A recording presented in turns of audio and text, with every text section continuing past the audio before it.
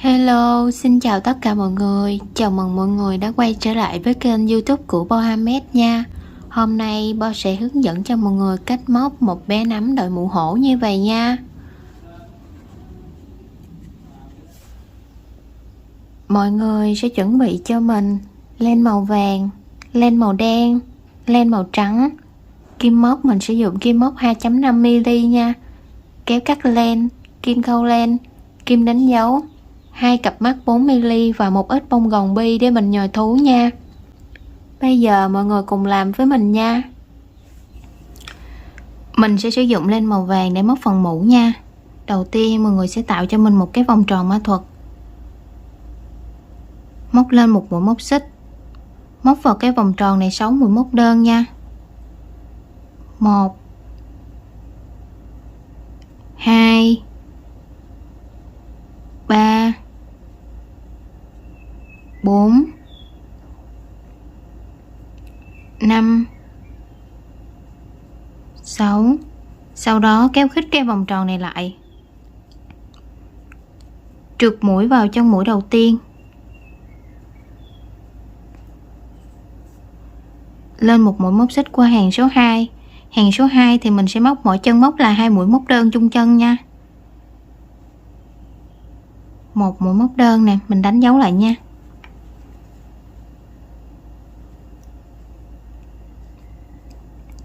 Mình sẽ móc thêm một mũi móc đơn vào cùng chân móc đó nữa. Như vậy là mình được một mũi tăng nha. Chân móc tiếp theo 2 mũi móc đơn chung chân. Chân móc tiếp theo 2 mũi móc đơn chung chân. Chân móc tiếp theo 2 mũi móc đơn chung chân. Chân móc tiếp theo 2 mũi móc đơn chung chân. Và chân móc cuối cùng cũng 2 mũi móc đơn chung chân nha. Sau khi móc xong hàng số 2 mình sẽ có 12 mũi móc đơn nha. Trượt mũi vào chân mũi đầu tiên.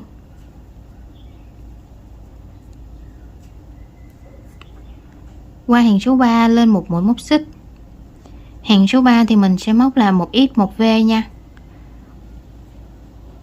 Một mũi móc đơn, đánh dấu lại. Chân mũi tiếp theo sẽ là 2 mũi móc đơn chung chân. Chân mũi tiếp theo một mũi móc đơn. Chân mũi tiếp theo 2 mũi móc đơn chung chân. Chân mũi tiếp theo một mũi móc đơn. Chân mũi tiếp theo 2 mũi móc đơn chung chân. Chân mũi tiếp theo một mũi móc đơn. Chân mũi tiếp theo 2 mũi móc đơn chung chân. Chân mũi tiếp theo một mũi móc đơn. Chân mũi tiếp theo 2 mũi móc đơn chung chân. Chân mũi tiếp theo một mũi móc đơn. Và chân mũi cuối cùng cũng là 2 mũi móc đơn chung chân. Sau khi móc xong hàng số 3 thì mình sẽ có 18 mũi móc đơn nha. Trượt mũi vào chân mũi đầu tiên. Qua hàng số 4 lên một mũi móc xích. Hàng số 4 thì mình sẽ móc là 2x một v. Nhưng mình sẽ tản mũi ra nha. Mình sẽ móc là một mũi móc đơn nè, đánh dấu lại nha. Chân mũi tiếp theo 2 mũi móc đơn chung chân. Chân mũi tiếp theo một mũi móc đơn. Như vậy là mình được một cụm, một x một v một x nha. Chân móc tiếp theo một mũi móc đơn. Chân móc tiếp theo 2 mũi móc đơn chung chân. Chân móc tiếp theo một mũi móc đơn. Chân móc tiếp theo một mũi móc đơn. Chân móc tiếp theo 2 mũi móc đơn chung chân. Chân móc tiếp theo một mũi móc đơn. Mọi người cứ móc như vậy cho đến cuối hàng nha. Sau khi móc đến cuối hàng thì mình sẽ có 24 mũi móc đơn nha. Trượt mũi vào chân mũi đầu tiên.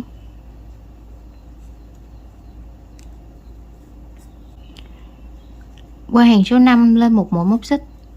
Hàng số 5 và hàng số 6 mỗi chân móc là một mũi móc đơn nha, tổng cũng sẽ có 24 mũi móc đơn cho mỗi hàng. 1, đánh dấu lại.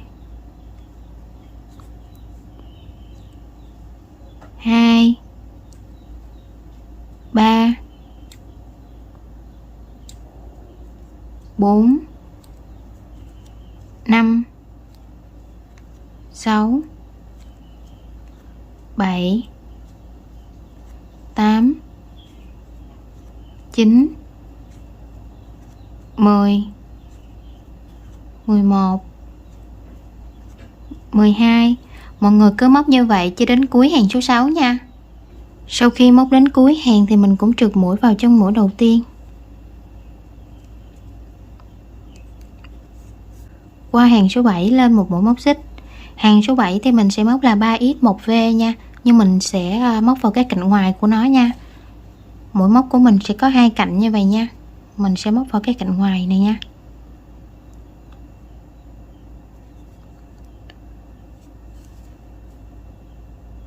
Đầu tiên mình sẽ móc 1x, đánh dấu lại. 2,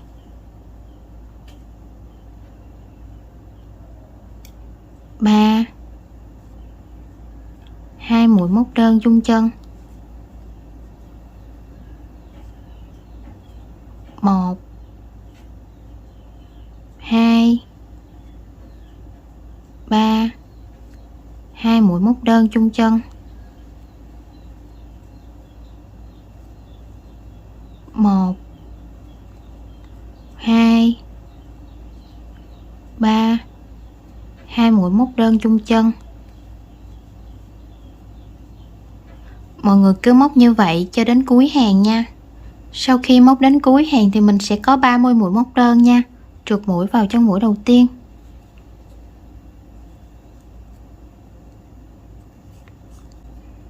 Qua hàng số 8 mình sẽ lên một mũi móc xích.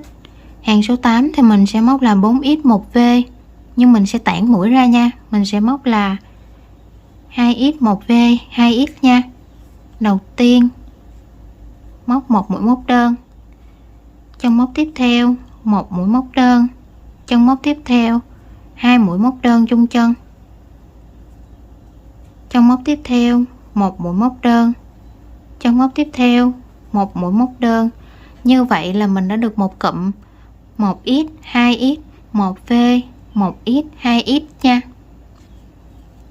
Cụm tiếp theo 1, 2, 2 mũi móc đơn chung chân. Mũi tiếp theo 1, 2, mình được 2 cụm nha. Cụm tiếp theo 1, 2, 2 mũi móc đơn chung chân. 1, 2. Mọi người cứ móc 2x 1v 2x như vậy cho đến cuối hàng nha. Sau khi móc đến cuối hàng thì mình sẽ có 36 mũi móc đơn nha. Trượt mũi vào chân mũi đầu tiên.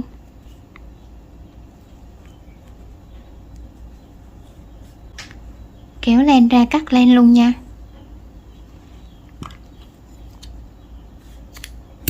Cái này mình không cần chừa dài lắm đâu nha. Đâm kim từ phía sau lên cái mũi đầu tiên nè, kéo len qua, kéo ra phía sau luôn. Sau đó mình sẽ dùng kim khâu để mình giấu sợi vào các cái mũi móc của mình nha. Như vậy là mình đã móc xong cái phần mũ rồi nha. Bây giờ mình sẽ qua phần thân nha. Mình sẽ sử dụng len màu trắng để móc phần thân nha. Mọi người sẽ tìm cho mình cái hàng số 6 mà lúc nãy mình móc cái cạnh ngoài á, thì bây giờ mình sẽ móc cái cạnh trong nha. Nếu tìm được rồi thì mọi người sẽ kéo len qua, lên một mũi móc xích, sau đó móc vào cái chân móc mà mọi người vừa đưa len vào á, một mũi móc đơn, kéo cái sợi len này lại cho nó chặt lại.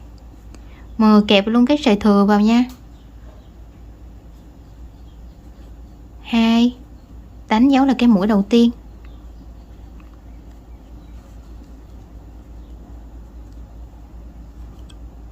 3, 4, 5,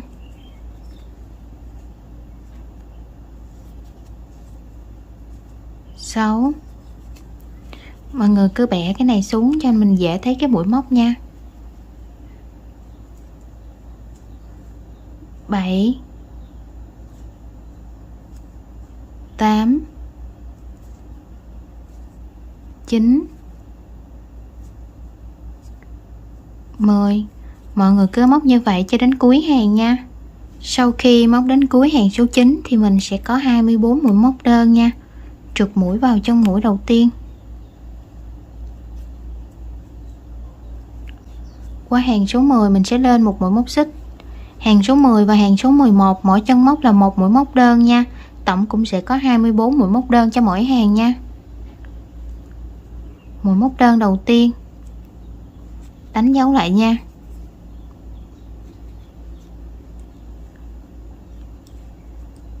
2, 3, 4, 5, 6, 7, 8, 9, 10. Mọi người cứ móc như vậy cho đến cuối hàng số 11 nha. Sau khi móc đến cuối hàng số 11 thì mình cũng trượt mũi vào trong mũi đầu tiên nha. Qua hàng số 12 lên một mũi móc xích. Hàng số 12 7 chân móc đầu tiên, mỗi chân móc một mũi móc đơn nha. 1, đánh dấu lại. 2, 3, 4, 5, 6, 7. Chân móc tiếp theo mình sẽ móc một mũi hạt bắp nha. Đầu tiên mọi người sẽ lấy len, đâm kim xuống, kéo len lên, kéo len qua 2 vòng dây trên kim, lấy len, đâm kim xuống, kéo len lên, kéo len qua 2 vòng dây trên kim, lấy len, đâm kim xuống, kéo len lên, kéo len qua 2 vòng dây trên kim, lấy len, đâm kim xuống, kéo len lên, kéo len qua 2 vòng dây trên kim. Như vậy là mình đã có 5 cái vòng dây trên kim nha. Mình sẽ kéo len qua hết 5 cái vòng dây này luôn. Mình được một mũi hạt bắp như vậy nha. 8 chân móc tiếp theo, mỗi chân móc một mũi móc đơn nha. 1, 2, 3, 4, 5, 6, 7, 8. Chân móc tiếp theo mình sẽ móc một mũi hạt bắp nha. Lấy len, đâm kim xuống, kéo len lên, kéo len qua 2 vòng dây trên kim, lấy len, đâm kim xuống, kéo len lên, kéo len qua 2 vòng dây trên kim, lấy len, đâm kim xuống, kéo len lên, kéo len qua 2 vòng dây trên kim, lấy len, đâm kim xuống, kéo len lên, kéo len qua 2 vòng dây trên kim. Mình có 5 cái vòng dây trên kim như vậy nha. Mình kéo len qua hết luôn. 7 chân móc còn lại, mỗi chân móc một mũi móc đơn nha. 1, 2, 3, 4, 5,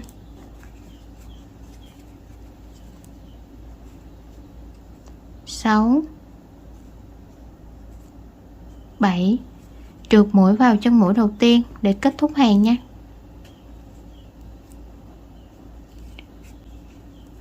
Qua hàng số 13 lên một mũi móc xích, hàng số 13 và hàng số 14 mỗi chân móc một mũi móc đơn nha.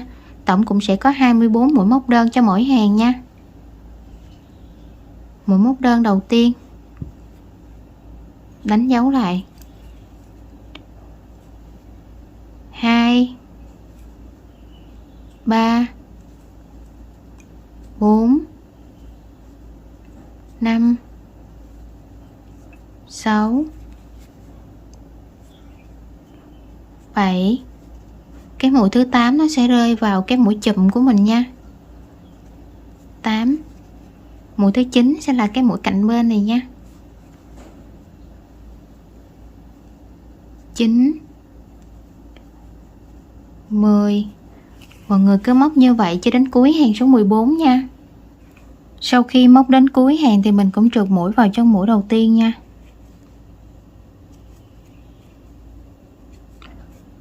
Lên một mũi móc xích qua hàng số 15. Hàng số 15 mình sẽ móc 9 chân móc đầu tiên, mỗi chân móc một mũi móc đơn nha. Mũi móc đơn đầu tiên, đánh dấu lại 2 3 4 5 6 7 8 9. Chân móc tiếp theo mình sẽ móc một mũi hẹt bắp nha. Mình sẽ lấy len 4 lần nha.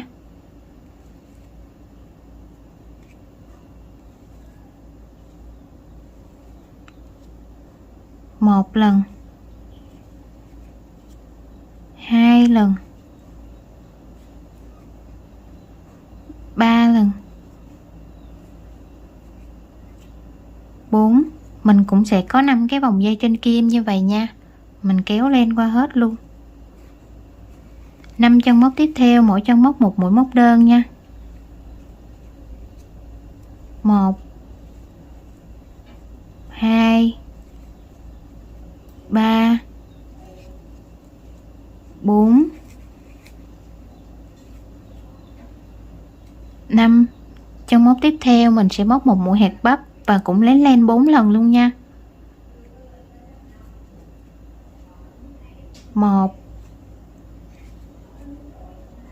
2 3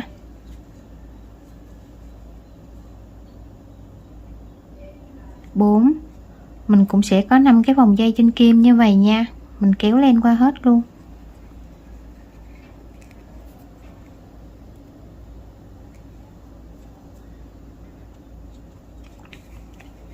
Tám chân móc còn lại mỗi chân móc một mũi móc đơn nha.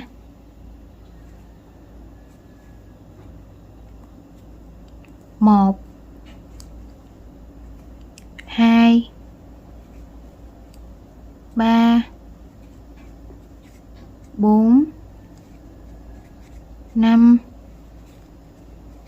6 7 8. Trượt mũi vào chân mũi đầu tiên.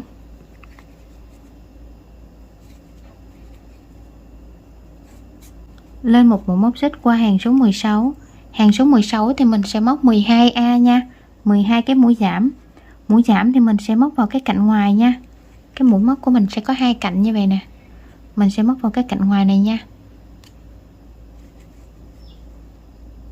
Đầu tiên mọi người sẽ đâm kim lên, sau đó vòng kim xuống, đâm lên cạnh bên cạnh nữa, kéo lên qua hai cái vòng đó, xong kéo lên qua một lần nữa, mình được một mũi giảm nha.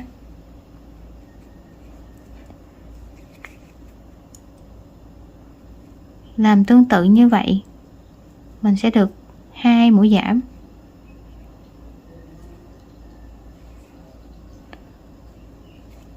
Ba 4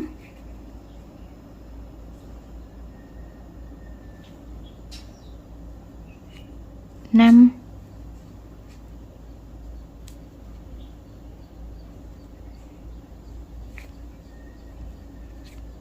6.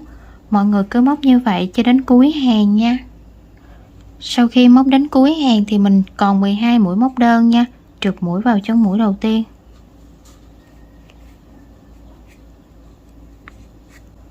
lên một mũi móc xích để chốt cái sợi lại nha. Sau đó mình sẽ nhồi gòn vào luôn.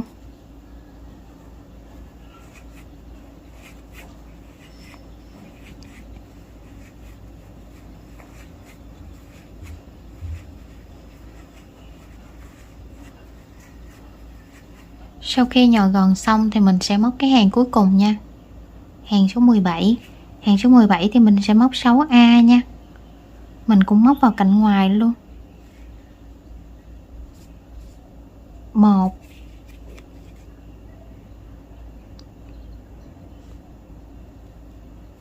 2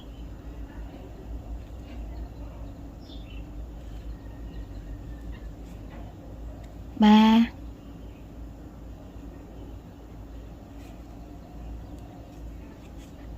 4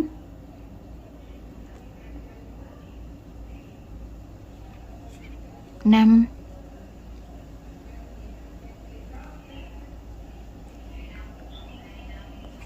6. Trượt mũi vào chân mũi đầu tiên,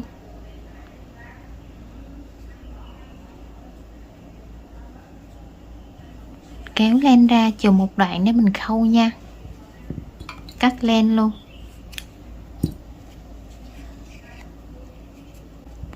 Mình sẽ dùng kim khâu để khâu cái vòng tròn này lại nha.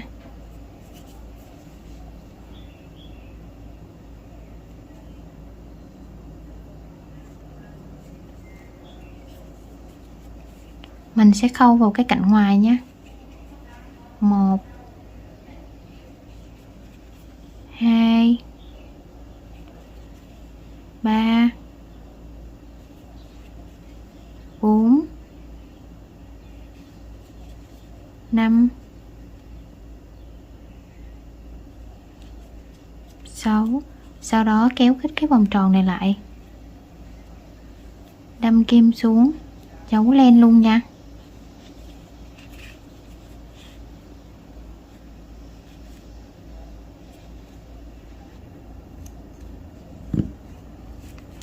Như vậy là mình đã xong cái phần thân nha. Bây giờ mình sẽ hướng dẫn cho mọi người gắn mắt nha. Mắt thì mình sẽ gắn giữa hàng 11 và 12. Đây là hàng số 9 nè. 10, 11, 12. Giữa hàng 11 và 12 sẽ là hàng này nha. Mình sẽ gắn vào đây. Hai mắt sẽ cách nhau 4 mũi móc nha. 1, 2, 3, 4.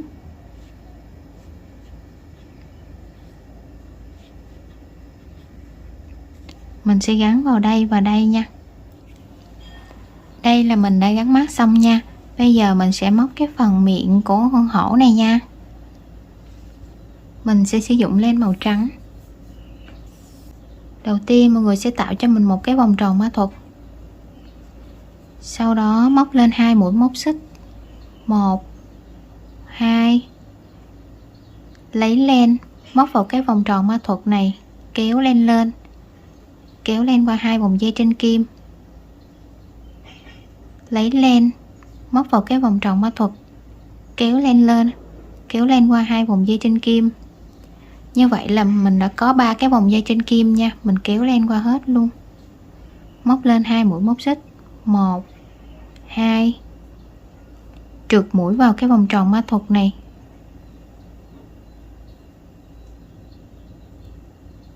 Sau đó móc lên 2 mũi móc xích. 1 2. Lấy len, đâm kim xuống, kéo len lên, kéo len qua 2 vòng dây trên kim. Lấy len, đâm kim xuống, kéo len lên, kéo len qua 2 vòng dây trên kim. Như vậy là mình đã có 3 cái vòng dây trên kim nha. Kéo len qua hết luôn. Lên 2 mũi móc xích. 1 2. Trượt mũi vào cái vòng tròn ma thuật này nha. Sau đó mình sẽ rút cái sợi dây này lại cho nó chặt lại nha.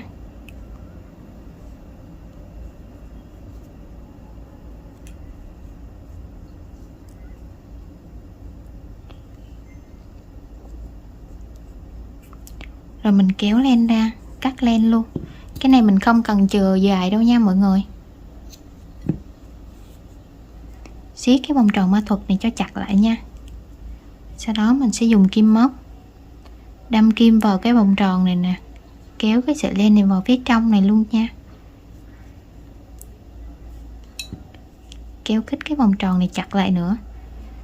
Sau đó mình sẽ lặn cái mũi hổ ra nha. Mình sẽ lặn nó ra như vậy nè. Như vậy là mình đã xong cái phần miệng nha. Bây giờ mình sẽ qua cái phần tay nha. Phần tay thì mình sử dụng len màu trắng nha. Đầu tiên mọi người sẽ tạo cho mình một cái vòng tròn ma thuật, lên một mũi móc xích, móc vào cái vòng tròn này 4 mũi móc đơn nha. 1 2 3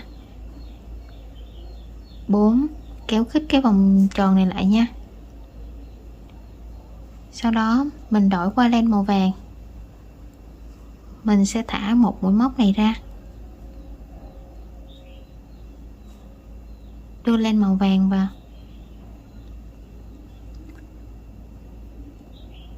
trượt mũi vào chân mũi đầu tiên,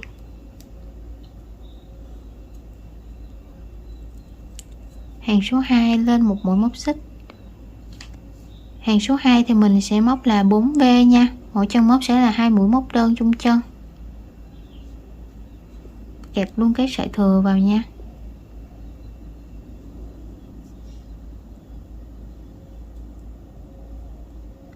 Một mũi móc đơn nè, đánh dấu lại, móc thêm một mũi móc đơn vào cùng chân móc nữa, mình được một mũi V. Chân móc tiếp theo 2 mũi móc đơn chung chân,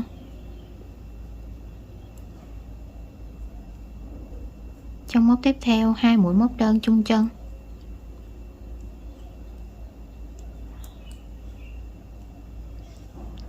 chân móc cuối cùng 2 mũi móc đơn chung chân,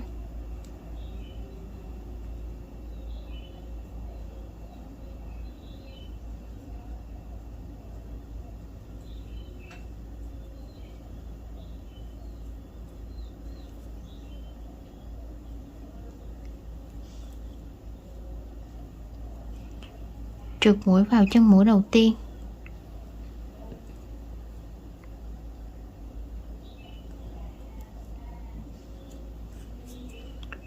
kéo len dài dài ra nha, để tí nữa mình khâu nha.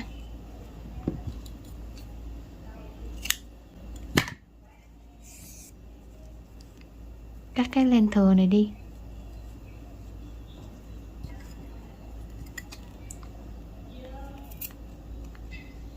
Rồi, còn cái này thì mình sẽ sử dụng kim khâu để mình luồn vào phía trong này nha. Xong thì mình sẽ đâm kim vào cái mũi đầu tiên nè, đâm từ phía sau ra phía trước nha, kéo cái sợi len ra phía sau luôn.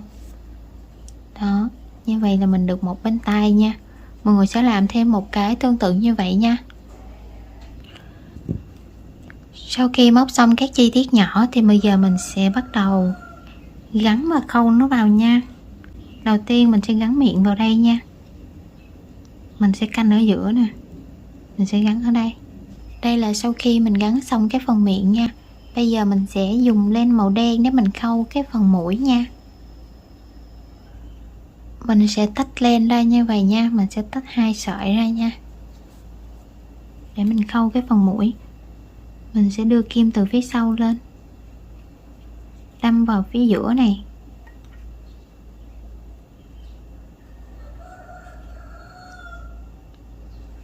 kéo lên. Sau đó mình sẽ đâm xuống phía dưới này nha. Mình sẽ đâm qua bên đây.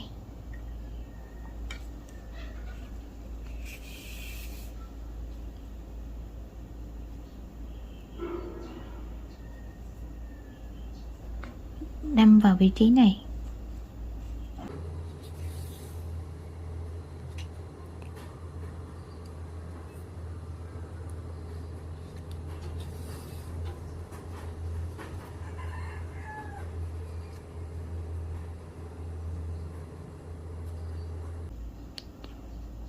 Sau đó mình sẽ đâm vào vị trí giữa này nha.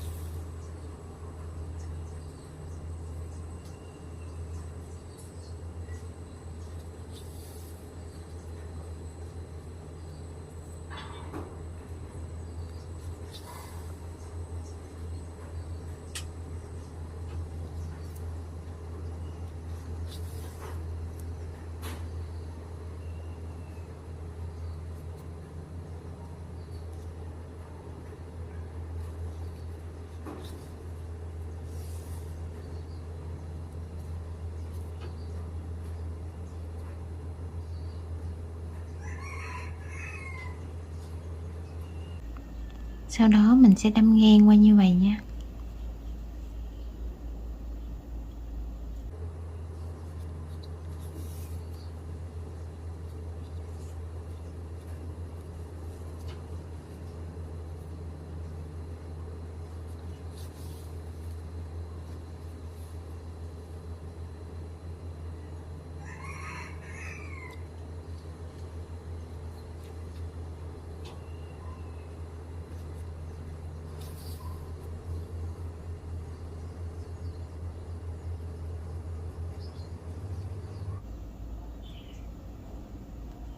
Mình sẽ sửa nó lại một chút nha.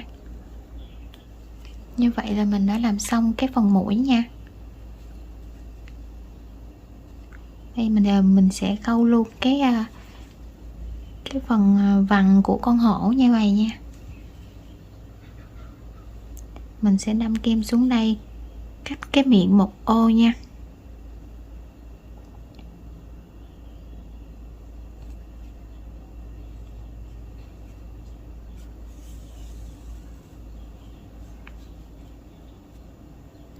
Mình sẽ đâm xéo qua 2 mũi móc, đâm xéo lên trên.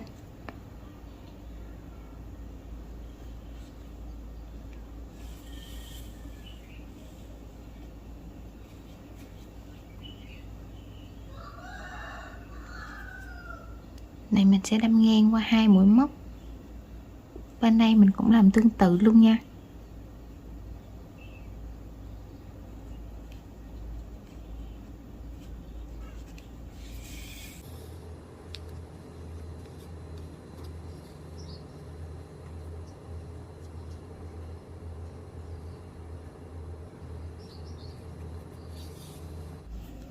Mình sẽ khâu cái phần vằn ở trên đầu như vậy luôn nha. Mình sẽ đâm kim lên trên như vậy. Sau đó mình sẽ đâm thẳng xuống nha.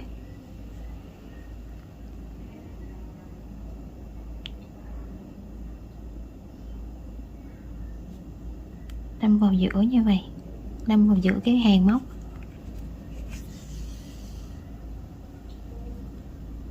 Đâm ngang qua.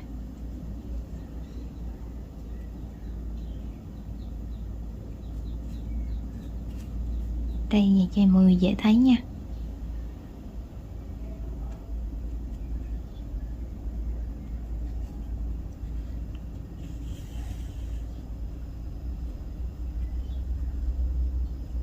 Mình sẽ ngang qua một ô bên đây nha.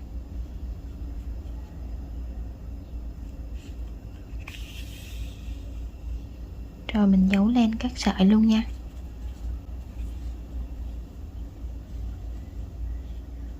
Bây giờ mình sẽ khâu tay vào nha. Tay thì mình sẽ khâu cách cái vằn ở phía bên phải đây nè, 2 mũi móc nha. Mình sẽ khâu ở hàng số 3 và hàng số 4 nha. 1 2 3 4.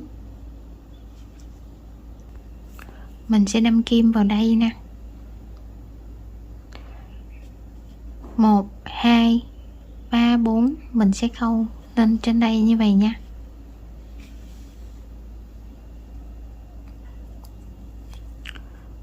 Mọi người sẽ đâm từ phía sau lên nè.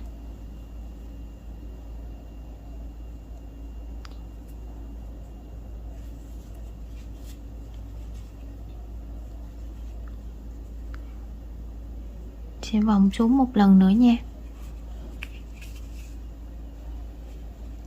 Rồi đâm từ phía sau lên, sau đó đâm từ phía trước ra phía sau, ở giữa như vậy nha. Mình cho cái lỗ tai nó nằm ra phía sau một chút,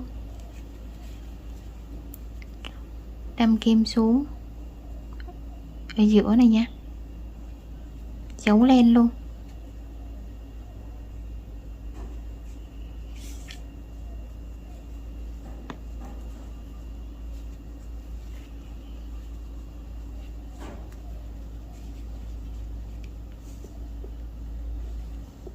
Như vậy là mình đã xong một bên tay nha.